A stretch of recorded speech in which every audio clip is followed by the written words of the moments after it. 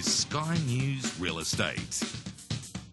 There are many benefits to being your own boss, and the more than a couple of million self-employed in Australia often possess talent and skills, including initiative, organisation and determination in spades. But when it comes to getting property finance, lenders have historically viewed the self-employed as risky, with a volatile income stream and insecurity plaguing them at every turn. Well, to give us some tips on how to get a home loan, whether you're a freelance writer or a builder with a team working for you, we're joined by Wyld, who opened his own mortgage broking business, Peasy, a year ago. So you're a perfect person to speak to, really, being your own boss as well. That's right. Thank you so much for coming on the show, because, I mean, this has always been an issue, hasn't it? Lenders viewing the self-employed as more risky. Do you think that is the case? Is it still what goes on? Or not so much more risky, but they do need more documentation to provide and probably better explanations. Obviously, everybody runs their business differently, and we know that accountants are very good at structuring financials in a certain way to be more favourable for that particular business. So they do need to be better explained, and some lenders do struggle to understand that. So. And the very nature of being self-employed, I would imagine, is often these people are doing a creative, innovative projects and businesses which just don't fit the form, do they? They just... Yeah. So how do you manage to turn that around to say, this is what my projected outcome is? I'm going to have this much money in 12 months. Yeah. What do you do? It is pretty hard. I mean, obviously, people have to live. They do have to have a steady income somehow. So steady, any? Yeah, in some cases, yeah. But having a really good conversation with your broker or lender and getting to understand your particular scenarios is really important. Yeah. So, obviously, people are going to have an income to live. They probably wouldn't be applying for a loan, or you wouldn't think so, unless they are getting an income to be able to repay. So it's just about how to demonstrate that or how to prove that.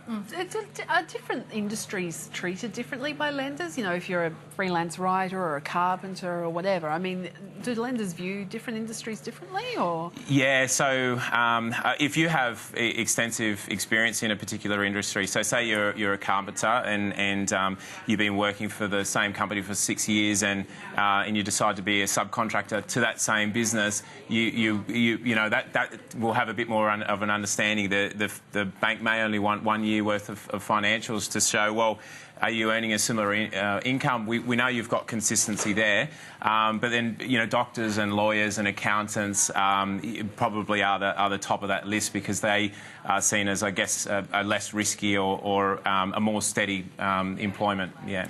So what are the forms they're going to ask you for? What do you need to prepare yourself for? So they'll want financials. So when you say exactly, what's that? Yeah. So when you obviously each year you'll prepare your tax returns to send off to the tax office, which gives a depiction of what you've earned for that particular year. The accountant's going to prepare financials, which shows the income that you've earned and where that income has come from, and then any expenses that you might have had for that particular year. So the tax returns are sort of the 12 or 14-page complicated document, and the financials are a very neat way of sort of explaining spreadsheety sort of stuff, or is it literally just a balance sheet? Yeah, balance sheet and profit and loss. So yeah, just sort of line by line of what the expenses are. They're usually grouped in, so marketing or depreciation or interest or things like that. Do most lenders want 2 years worth of financial statements though, or...? Most do, but in the last 12 months we've seen Commonwealth Bank, Westpac and St George follow what ANZ's been doing for a number of years and say we're okay with 12 months. They do understand that being in a business, especially if it's a newer business, having 2 years is really difficult. It's a long time to have to work in a business. So once again, as long as it's well explained, then you're okay. There are restrictions on the percentage that you can borrow with those particular lenders if you've only got the 1 year. So yeah, just making sure you're well prepared for that.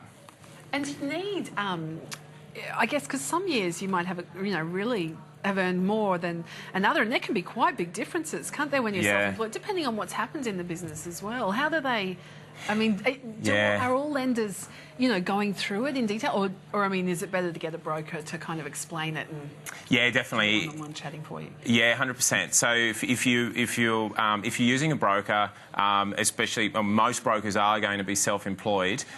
So getting a broker to have a look through those financials and actually talk through them with you and understand why there is a variance there.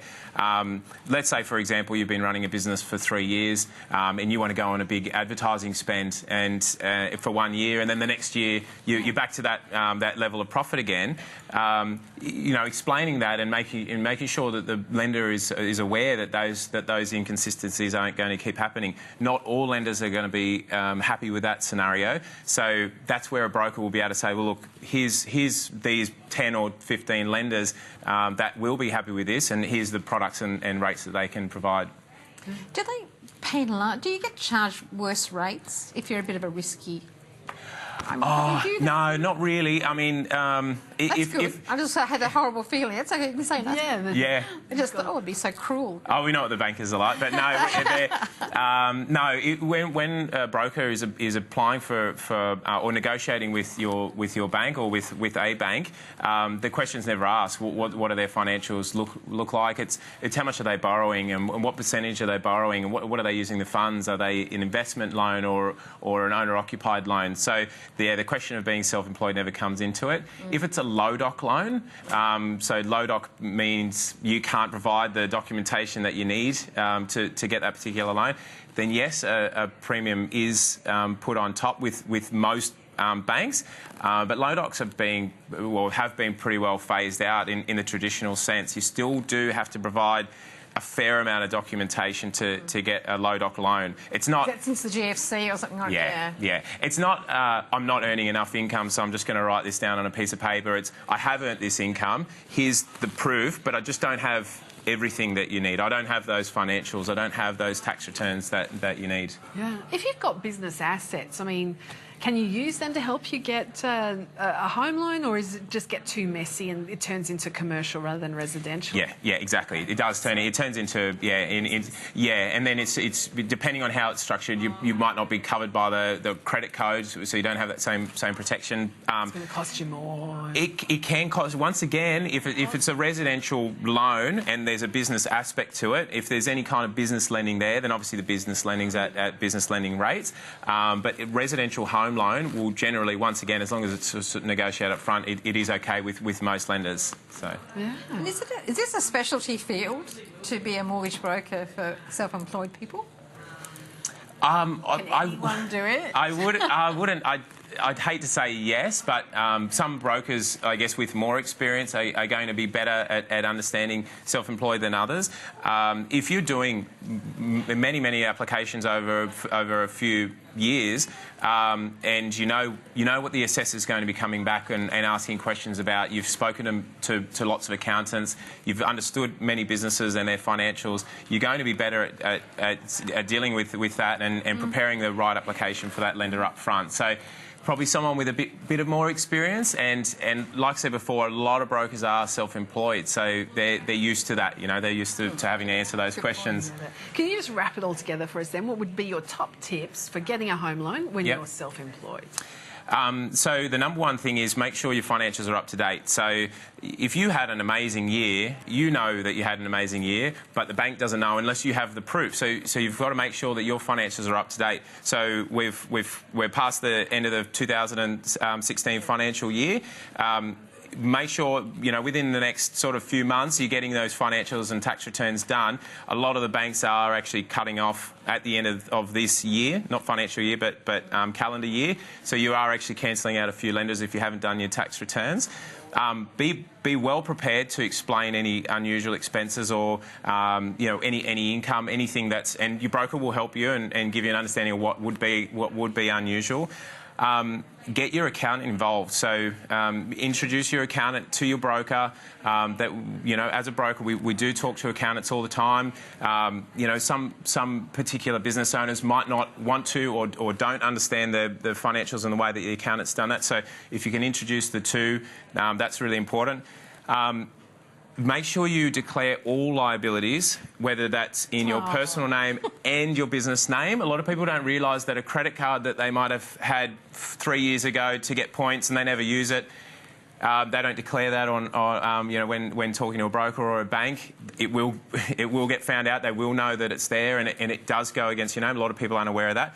But the biggest thing, I think, is if you're looking for a property, get pre-approved nice and early. Don't leave it to the last minute, because if there is a bit of back and forth with the lender, you don't want a scenario where you've found this dream house that you absolutely love and you miss out, or there's so much stress that's involved. So get ready. If you get a pre-approval and it doesn't go ahead, it doesn't cost you anything. There's no real downside to that. And all the hard work's done. Joel, Yeah. fantastic. Thank you. Some great tips there. Thank you so much for coming on the show. No worries. Joel Wyld there, Director of Peasy Mortgage Broking. All right, we're going to